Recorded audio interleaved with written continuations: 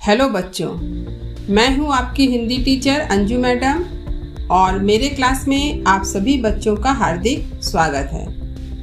बच्चों, आज मैं फिर आपके सामने उपस्थित हुई हूं, लेकिन किसी पाठ्य पुस्तक से किसी विषय को पढ़ाने के लिए नहीं, बल्कि आपको यह बताने के लिए कि आप किसी विषय को कैसे अच्छी तरह से पढ़ें, आपको विषय की जानकारी कैसे अधिक से अधिक हो, जिसका परिणाम यह होगा कि आप परीक्षा में पूछे गए हर सवाल का इतनी आसानी से जवाब दे सकें कि अधिक से अधिक अंक पाने में आपको कोई दिक्कत ही ना हो।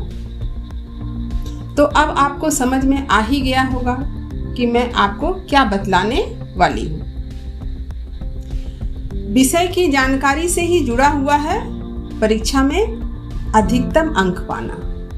यानी विषय की अगर जानकारी नहीं होगी तो आपको अधिक अंक नहीं मिलेंगे। कुछ बच्चे क्या करते हैं, कुछ महत्वपूर्ण प्रश्नों को पढ़कर जाते हैं और परीक्षा हॉल में लिखकर अंक पा जाते हैं। लेकिन उन बच्चों के साथ क्या समस्या होती है कि उन्हें विषय की जानकारी नहीं होती है, जिसके कारण आने वाले समय में उन्हें काफ़ी दिक्कतों का सामना करना पड़ता है।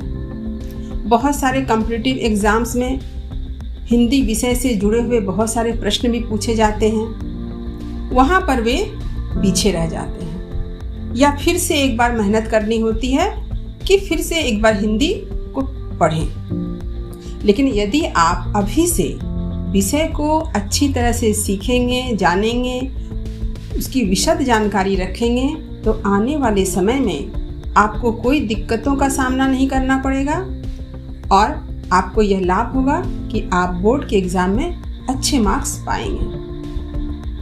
अब कुछ बच्चों को ऐसा लग रहा होगा कि मैडम अगर यह बता देती कि किस आसान तरीका को अपनाएं कि परीक्षा में अच्छे नंबर पा सकें, तो मुझे लगता है यही सबसे आसान तरीका है कि आप विषय को खूब अच्छी तरह से पढ़ें। तो विषय को आप कैसे पढ़ेंगे, इस बारे में मैं जो भी बातें आपको कह रही हूँ, अगर आप उसी बात को खूब मन लगाकर ध्यान से सुनेंगे और अपने दिमाग में यह बात बैठा लेंगे, तो मेरा यह दावा है कि प्रत्येक बच्चा अपने बोर्ड एग्ज़ाम में अच्छे मार्क्स ला पाएंगे।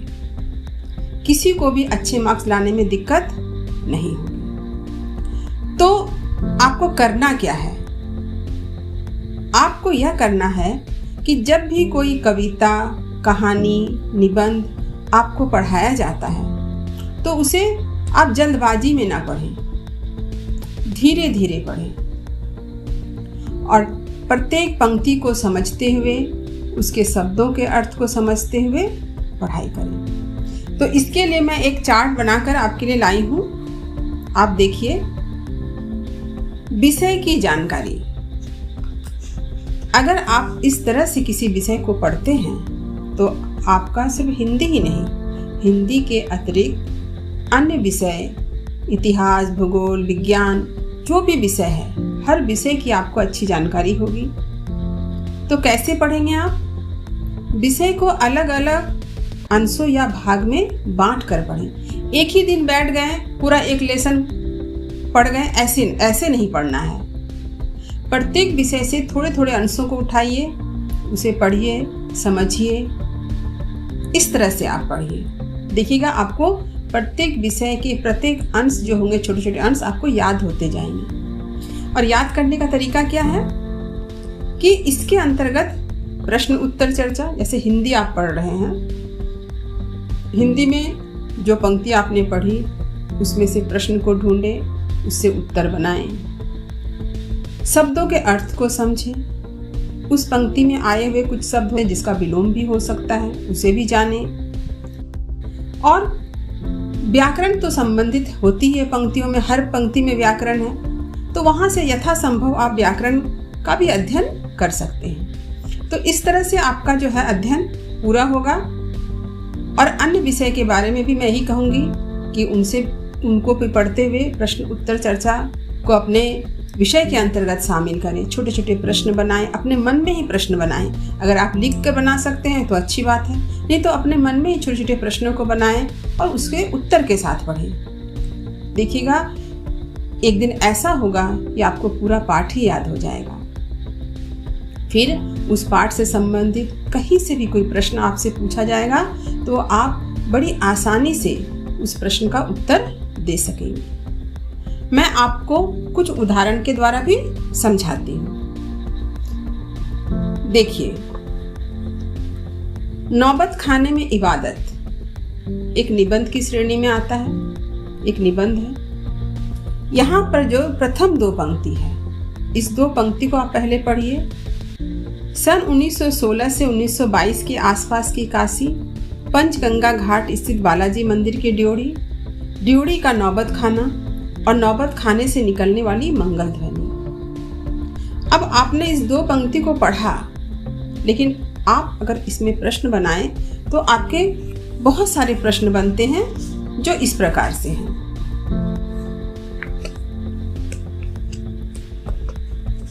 देखिए, अभी जो मैंने दो पंक्ति को पढ़कर सुनाया उससे आपके प्रश्न बनते हैं 1, 2, 3, 4, 5।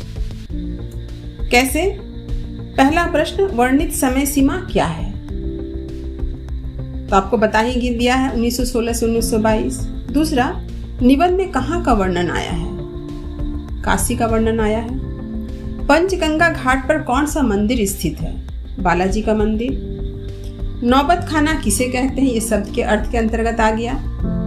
प्रवेश द्वार के ऊपर मंगल ध्वनि बजाने का जो स्थान होता है। पांचवा, ड्योढ़ी का शाब्दिक अर्थ क्या है? तो ड्योढ़ी का अर्थ होता है दरवाजा।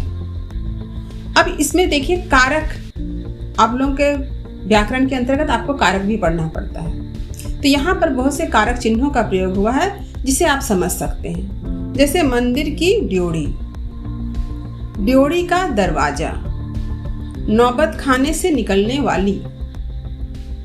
अब यहाँ कौन कौन से कारक हैं?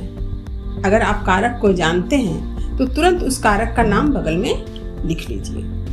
जैसे का, की, ये संबंध कारक के चिन्ह हैं। यहाँ से, ये है अपादान कारक, ये करण कारक नहीं है क्योंकि यहाँ माध्यम का बोध नहीं हो रहा है। अगर माध्यम का बोध होता तो ये होता करण कारक, लेकिन यहाँ क्या हो रहा है? नौबत खाने से निकलने वाली, यानी अलग होने का बोध हो रहा है, इसलिए ये होगा अपादान कारक।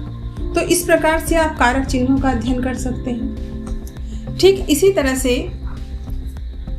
एक और पाठ है, सूरदास के पद। देखिए, सूरदास के पद के अंतर्गत जो पंक्ति है वह मैं आपको पढ़कर सुनाती हूँ।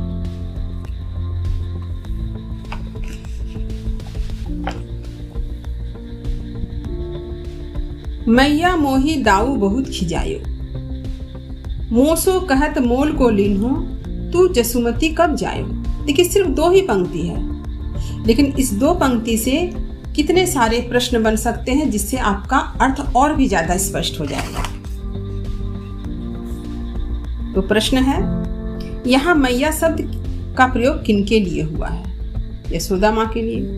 दूसरा, दाऊ किसे कहा गया है? बलराम को। तीसरा, खिजायो का शाब्दिक अर्थ क्या है? खिजायो का अर्थ होता है चिढ़ाना। चौथा, कौन किससे शिकायत कर रहा है? ये किंतु इस तरह के प्रश्न आपके परीक्षा में पूछे जाते हैं। ठीक इसी तरह से प्रश्न होते हैं कि कौन किससे शिकायत कर रहा है, और इसका ऑप्शन दे दिया जाता है। हो सकता है MCQ में प्रश्न आ जाए, हो सकता है संक्षिप्त प्रश्न वाले उत्तर में आ जाए, हो सकता है व्याख्यात्मक प्रश्न जो पूछे जाते हैं वहाँ ये आ जाए कि कौन किससे कह रहा है। ये दो पंक्ति दे दी जाएगी और आपको ये प्रश्न पूछा जाएगा। तो ये क्या है? कृष्ण अपनी माता से शिकायत कर रहे हैं। शिकायत में क्या कहा गया है? कि शिकायत में कृष्ण ने अपनी माँ यशोदा से क्या कहा है। यानी दो पंक्ति को पढ़ने के बाद आपके 5 प्रश्न तैयार हो जाते हैं। तो प्रश्नों को अगर आप बनाकर पढ़ते हैं तो पंक्ति का अर्थ आपको हमेशा के लिए याद हो जाएगा। आपको दोबारा फिर पढ़ने की आवश्यकता नहीं पड़ेगी। आप एक ही बार मेहनत करेंगे और उसका लाभ आपको हमेशा मिलेगा। ठीक इसी तरह से जैसे कबीर के दोहे हैं। कबीर के दोहे के अंतर्गत जो पहला दोहा है, देखिए, ज्ञान प्रकाशिया गुरु मिलिया सो जिनी बिसरी जाई, जब गोविंद कृपा करी तब गुरु मिलिया आई। ये पंक्ति का अर्थ बताने के साथ ही आपके दिमाग में अगर तुरंत प्रश्न बन जाए तो मेरे ख्याल से आपको व्याख्या हमेशा के लिए याद हो जाएगी। तो इससे क्या प्रश्न बन सकते हैं वह भी मैं आपको लिखकर बता दे रही हूँ। आप देखिए, इस तरह से आप प्रैक्टिस कीजिएगा। पहला, सच्चे गुरु कैसे होते हैं। दूसरा, हमें सच्चे गुरु की प्राप्ति कब होती है। तीसरा, सच्चे गुरु के ज्ञान को पाकर भी हम किन बातों को भूल बैठते हैं। इस तरह आपने देखा कि एक दोहा से आपके 3 प्रश्न तैयार हो गए हैं और शब्दों के अर्थ तो अलग से हैं ही। तो आप अगर इस तरह से पढ़ते हैं तो आपको आने वाले समय में इसका बहुत ही ज़्यादा लाभ मिलेगा। ठीक इसी तरह से एक और कविता की भी मैं चर्चा कर देती हूँ ताकि आपको और भी आसान हो समझने में। जैसे एक कविता है यमराज की दिशा। देखिए, उस कविता की कुछ पंक्ति मैं पढ़ रही हूँ। यमराज की दिशा। माँ की ईश्वर से मुलाकात हुई या नहीं कहना मुश्किल है, पर वह जताती थी जैसे ईश्वर से उसकी बातचीत होती रहती है और उससे प्राप्त सलाहों के अनुसार जिंदगी जीने और दुख बर्दाश्त करने का रास्ता खोज लेती है। माँ ने एक बार मुझसे कहा था, दक्षिण की तरफ पैर करके मत सोना, दक्षिण मृत्यु की दिशा है। तो ये जो पंक्ति को मैंने पढ़ा उससे आप देखिए कितने सारे प्रश्न बनते हैं। पहला, ईश्वर की मुलाकात या बातें किनकी होती रहती थी। दूसरा, ईश्वर से क्या बातें होती थी। तीसरा, ईश्वर क्या सलाह देते थे। चौथा, माँ ने कवि से क्या कहा था। पांचवा, यमराज का घर किस दिशा में। अब ये तो बने प्रश्न, इसके साथ साथ शब्दों के अर्थ तो हैं ही, विलोम अर्थ भी है। देखिए, जैसे माँ का पिता, नहीं का हाँ, जीने का मरने, दुख का सुख, दक्षिण का उत्तर। इसके साथ ही साथ देखिए आप पर्यायवाची शब्दों का भी अध्ययन कर सकते हैं। जैसे ईश्वर का पर्यायवाची क्या है, भगवान, परमात्मा, कोई अल्लाह भी कहते हैं। माँ का पर्यायवाची माता, अम्मा। दुख का पर्यायवाची कष्ट, पीड़ा। तो इस तरह आपने देखा कि किसी भी विषय को जब हम पढ़ते हैं और उसके साथ ही साथ जब प्रश्नों का निर्माण करना सीख जाते हैं तो हमें विषय को पढ़ना आसान लगने लगता है। हम आसानी से विषय को याद करते हैं और जो भी पढ़ें उसको अगर आप भूलते हैं, जैसे 5 में जो पढ़ें उस 6 में भूल गए, 6 में पढ़े उस 7 में जाकर भूल गए, अगर आप ऐसी परंपरा कायम कर लेंगे तो आपको आने वाले समय में बहुत दिक्कत होगी। क्योंकि अगर किसी बॉक्स में समझिए नीचे तरफ से छेद हो और ऊपर से आप पानी डालते जाएं तो क्या होगा, पानी तो नीचे से बहता जाएगा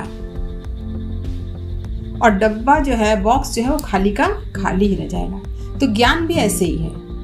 आप जिस ज्ञान को पा रहे हैं, जो कुछ सीख रहे हैं, उसे अपने दिमाग में संचित करना सीखिए, उसे जमा करें और उसे दोहराएं।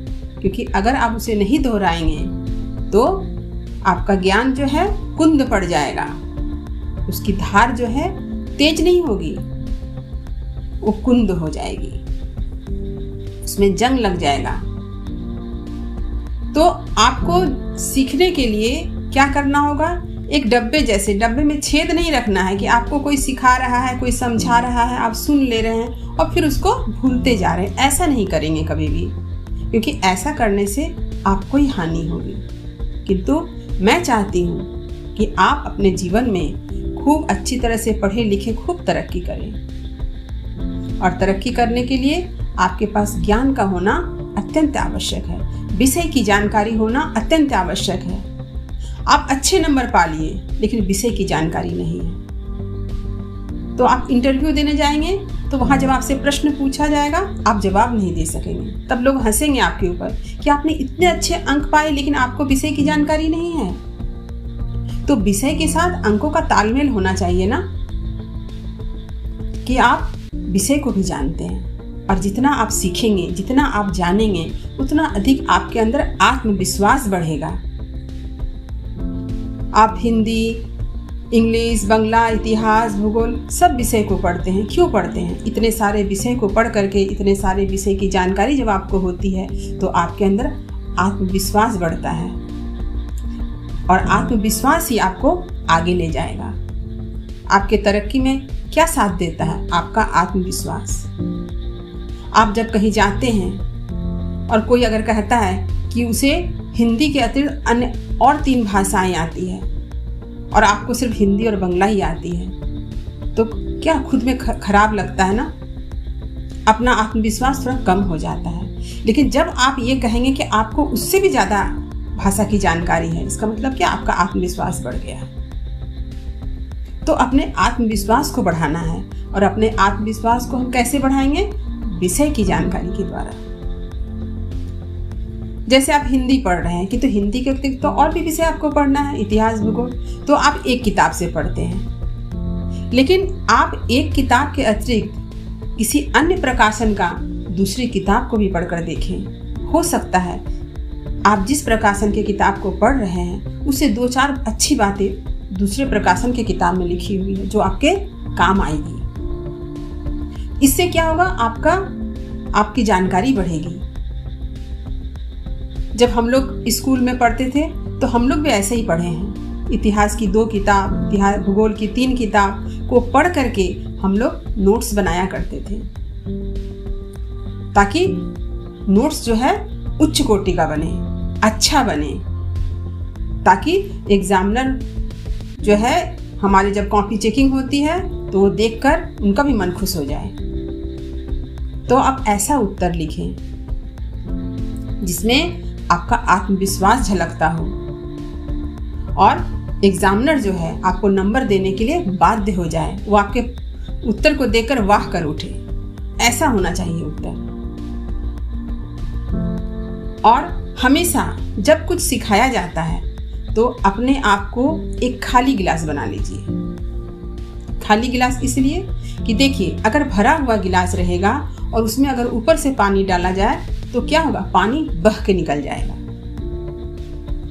और अगर खाली गिलास में अगर हम पानी डालते हैं तो पानी गिलास में रह जाता है। तो सीखने के लिए आपको अपने दिमाग को खाली गिलास बनाना पड़ेगा, ताकि जो भी आपको सिखाए आप उनके सिखाए गए हर बात को अपने दिमाग में रखते जाएं, गिलास में भरते जाएं। लेकिन वो गिलास नीचे से छेद नहीं होना चाहिए। अगर नीचे से छेद होगा तो जो भी सीखेंगे वह बह के निकल जाएगा। तो आज मैंने आप लोगों को एक संक्षिप्त रूप से कैसे आप किसी विषय को अच्छी तरह से पढ़ें, कैसे छोटे छोटे टुकड़ों में बांट कर पढ़ें, उस पर प्रश्न बनाएं, उत्तर उसका सोचें, शब्दों के अर्थ को जानें, उसमें जो विलोम शब्द आए हैं उसको भी जानें, कुछ व्याकरण की बातें होंगी उसको भी समझें। इस तरह से जब आप पढ़ेंगे तो आपकी पढ़ाई जो है चिरस्थायी होगी, ये क्षणिक नहीं होगा। पढ़े, परीक्षा में लिखे, सब खत्म, ऐसा नहीं। चिरस्थायी होना चाहिए। एक लंबे समय तक वो आपको याद रहना चाहिए, ताकि आप जो सीखे हैं वो अपने छोटे भाई बहन को भी आप सिखा सकें और आपके अंदर वह आत्मविश्वास को भी पैदा करें। तो उम्मीद करती हूँ कि मैंने जिस तरीके से, जिस सहज तरीके से आपको पढ़ना सिखाया कि आप विषय को कैसे पढ़ें ताकि विषय की आपको अच्छी जानकारी हो, क्योंकि अच्छे मार्क्स पाने के लिए विषय की अच्छी जानकारी अत्यंत आवश्यक है। विषय की जानकारी के बिना अच्छे मार्क्स कभी भी नहीं मिलते हैं। आप अगर विषय को खूब अच्छी से सीखेंगे, विषय की अच्छी जानकारी रखेंगे, आपको नंबर के लिए सोचना ही नहीं पड़ेगा। वो तो अपने आप आपको मिल जाएगा, क्योंकि आप परीक्षा हॉल में हर प्रश्न का उत्तर दे करके आएंगे। तो बच्चों, मैं उम्मीद करती हूँ कि मैंने आज जो कुछ भी आपको बताया है उसे आप सहर्ष स्वीकार करेंगे, अपने हृदय में आत्मसात करेंगे और यह प्रतिज्ञा लें कि विषय की जानकारी के लिए आप हरदम सतत प्रयत्नशील रहेंगे, क्योंकि यही आपके आत्मविश्वास को बढ़ाएगा। उम्मीद है मेरा यह वीडियो आपको बहुत ही फायदेमंद रहेगा, आपके लिए काफ़ी हेल्पफुल वीडियो है, इसलिए आप इसे लाइक ज़रूर करें और मुझे कमेंट करके बताएं कि यह आपके लिए कितना फ़ायदेमंद है। और मेरा यह वीडियो अपने दोस्तों में, मित्रों में सबको शेयर अवश्य करें, क्योंकि मुझे ऐसा लगता है कि मेरा यह सुझाव सबके लिए फ़ायदेमंद है। जो बच्चे पढ़ रहे हैं उन सभी बच्चों के लिए फ़ायदेमंद है। और मेरे वीडियो को भी सब्सक्राइब करें। तो मिलते हैं एक नए वीडियो में एक नए विषय के साथ। मैं फिर से आपके सामने हाजिर हो जाऊंगी। शुभकामनाओं के साथ। धन्यवाद।